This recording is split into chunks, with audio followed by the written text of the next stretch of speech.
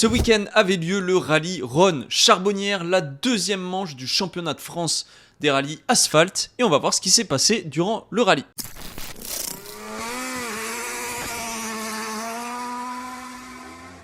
Bonjour à tous les amis, j'espère que vous allez bien et on se retrouve aujourd'hui donc pour ce résumé de la deuxième manche du championnat de France asphalte des rallyes. Léo Rossel s'était imposé lors du rallye du Touquet pour la première manche. Il part donc avec le numéro 1 suivi de Johan Bonato et Anthony Fotia avec le numéro 3. Dans ce rallye, il y a eu pas mal de rebondissements sur ces belles routes du rallye Lyon-Charbonnières où le temps a été plutôt sec. Voilà, il n'y a pas eu vraiment de gros pièges niveau météo. On va voir donc ce qui s'est passé durant le rallye. On commence ce résumé avec la catégorie 2 roues motrices qui a été mouvementée. Dans la bataille, on retrouve toujours Astier, Gilbert et Robert évidemment, mais ces deux derniers sont partis à la faute dès le départ du rallye. Quentin Gilbert et Christopher Gueux abandonnent dès la première spéciale, tandis que Robert et Duval, eux, sortent dans la route dans la spéciale 3. Raphaël Astier et Denis Giraudet sont donc seuls aux commandes et terminent à la 4e place scratch.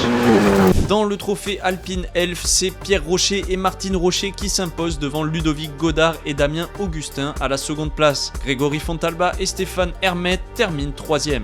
Dans la coupe Stellantis, très grosse surprise avec un résultat impressionnant. Et on le sait, le niveau dans cette coupe est vraiment relevé. Ce sont les Danois Jacob Leutenberger Madsen et Lynn Nedergaard qui s'imposent sur cette manche du Rhône-Charbot et avec la manière puisqu'ils terminent avec plus de 40 secondes d'avance et 7 scratch. À la seconde place, on retrouve Matteo Codaccioni et Anthony Gorgillo, auteurs d'une superbe remontée le dimanche alors qu'ils étaient 6e à la fin de la première journée. Enfin, à la 3e place, on retrouve Julien Casal et Brice Gavet qui prennent leur second podium de la saison et qui conservent la tête du championnat en étant ex-aequo avec Pablo Sarrazin. Avant de passer au Cador, je tenais à souligner la perf de Romain Doza et Florian Bonhomme, 30e au scratch à la fin de la première journée avec leur Subaru A8. Malheureusement, ils se verront pénalisés pour un retard de pointage et ils finissent donc à la 60e place à la fin du rallye. Allez, on passe au rallye 2 et vous allez le voir, il y a eu pas mal de surprises. On commence avec les Fiesta du team Iron Lynx qui sont encore une fois plutôt en retrait. Réan Gagny et Sarah Rumeau terminent 13e et 12e au général. Cependant, Réan Gagny était tout proche de signer une 6e place, mais il crève dans la dernière spéciale et se voit rétrogradé à la 13e place. Vraiment pas de chance. Jean-Baptiste Franceschi et Jules Escartefigue prennent eux la 6e place après un rallye difficile la première journée et une petite chaleur avec un tataqueux. Du côté de PH Sport, il y a eu pas mal d'animations. Steve Juif et Maxime Biegalk, vainqueurs du trophée Michelin amateur l'an passé, réalisaient leur première au volant d'une rallye 2 en championnat de France. Et c'est une réussite puisqu'ils terminent à la 5e place à seulement 17 secondes de Raphaël Astier, 4e.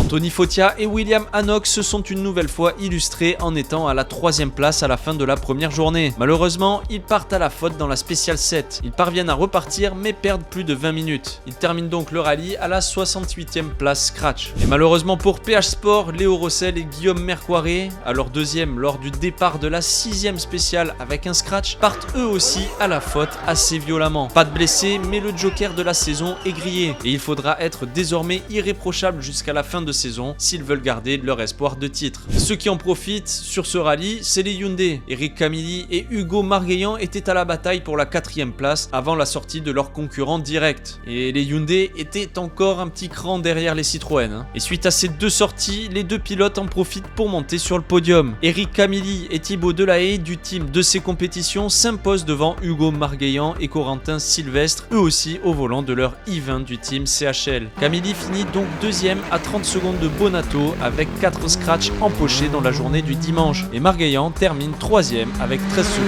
de retard sur Camilli.